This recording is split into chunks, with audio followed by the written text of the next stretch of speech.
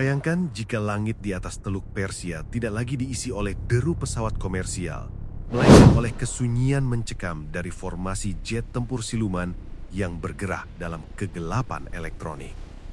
Di koridor kekuasaan Washington, bahasa diplomasi kini telah digantikan oleh perhitungan logistik perang.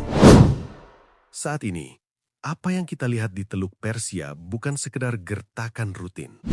Dengan 3 gugus tempur kapal induk, USS Abraham Lincoln, USS Gerald Ford, dan USS George W. Bush yang bergerak menuju posisi tempur, Pentagon sedang mematangkan naskah yang jauh lebih ambisius dan destruktif daripada sekedar serangan peringatan.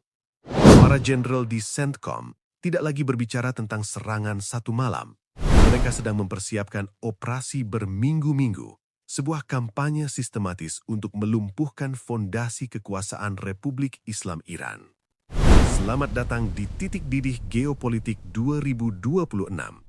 Ini bukan lagi tentang jika perang akan pecah, melainkan bagaimana skenario penghancuran ini telah dirancang hingga ke detail terkecil. Untuk memahami mengapa situasi saat ini begitu kritis, kita harus menoleh kembali ke malam tanggal 22 Juni 2025. Saat itu, dunia menyaksikan Operation Midnight Hammer. Lebih dari 125 pesawat AS, termasuk pembom B-2 Spirit, meluncurkan bom bunker buster GBU-57 seberat 30.000 pon ke jantung fasilitas nuklir Iran di Fordo dan Natanz. Secara taktis, operasi itu sukses besar. Kapasitas pengayaan nuklir Iran dilaporkan obliterated atau hancur total. Namun secara strategis, ia menyisakan luka yang tidak bisa disembuhkan oleh diplomasi. Iran menanggapi dengan konsolidasi internal yang brutal. Protes massa di dalam negeri yang dipicu oleh keruntuhan rial ditumpas dengan kekerasan yang mengakibatkan lebih dari 7.000 kematian. Retorika Donald Trump yang menjanjikan bantuan sedang dalam perjalanan bagi pengunjuk rasa Iran dikombinasikan dengan kegagalan negosiasi 60 hari di Oman telah menutup pintu dialog. Bagi Washington, status quo tidak lagi bisa dipertahankan. Jika serangan 2025 adalah bedah saraf yang presisi, maka skenario 2026 yang sedang dimatangkan adalah operasi amputasi terhadap seluruh infrastruktur militer rezim. Berbeda dengan operasi sebelumnya, rencana yang kini ada di meja kerja Presiden adalah kampanye udara multifase yang dirancang untuk bertahan selama berhari-hari, bahkan berminggu-minggu.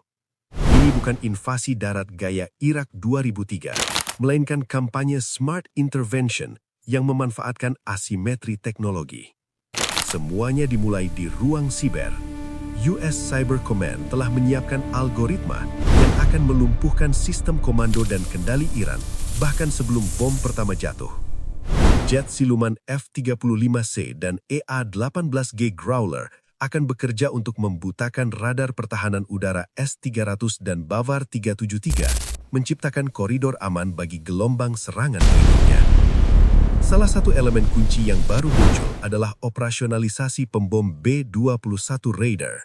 Berperan sebagai sensor terbang, B-21 tidak hanya membawa muatan mematikan, tetapi juga mampu bertahan berjam-jam di dalam ruang udara musuh untuk memburu peluncur misil mobile TELS milik IRGC yang biasanya sulit dilacak. Target utamanya bukan lagi sekedar situs nuklir. Pentagon kini membidik pusat komunikasi, pangkalan drone, gudang logistik IRGC, hingga infrastruktur keamanan yang digunakan untuk menekan demonstran. Tujuannya satu, melumpuhkan kemampuan rezim untuk mempertahankan kendali atas populasinya sendiri. Logistik untuk mendukung tempo tinggi ini disediakan oleh 3 kapal induk yang mampu meluncurkan ratusan sorti setiap hari, memastikan bahwa pertahanan Iran tidak pernah diberikan waktu untuk memulihkan diri atau melakukan kalibrasi ulang. Namun, meremehkan Iran adalah kesalahan fatal yang disadari oleh para perencana perang di Pentagon. Teheran tidak mengandalkan kemenangan cepat, mereka mengandalkan daya tahan. Doktrin mereka adalah endurance by design.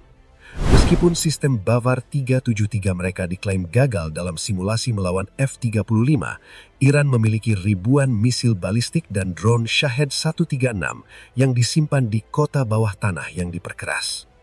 Strategi Iran adalah perang atrisi.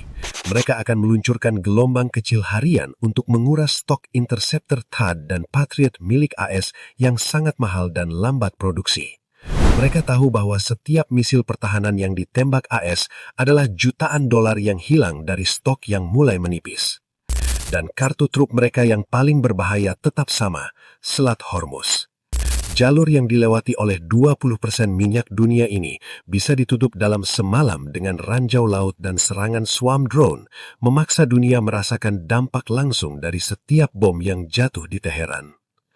Dampak dari konfrontasi berminggu-minggu ini akan segera terasa di dompet setiap orang di seluruh dunia. Jika Selat Hormuz terganggu, harga minyak mentah Brent diproyeksikan akan melonjak melewati angka $120 per barel secara instan. Industri maritim akan lumpuh.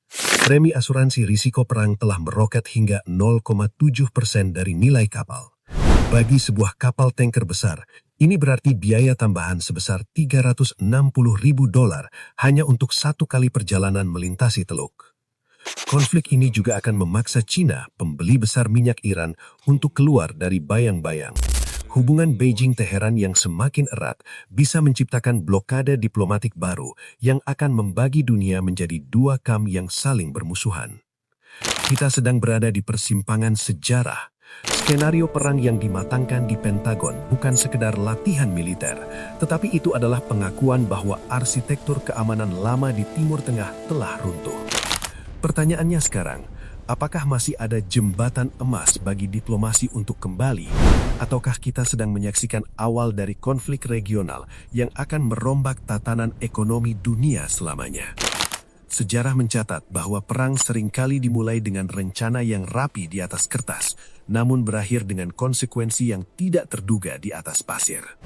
Di Teluk Persia, waktu terus berjalan, dan dunia hanya bisa menunggu siapa yang akan berkedip lebih dulu. Bagaimana menurut Anda? Apakah intervensi pintar ini akan membawa stabilitas atau justru menyulit api yang tidak bisa dipadamkan? Sampaikan pendapat Anda di kolom komentar di bawah ini. Jangan lupa untuk subscribe untuk analisis geopolitik mendalam lainnya. Saya Alsa, terima kasih telah menonton.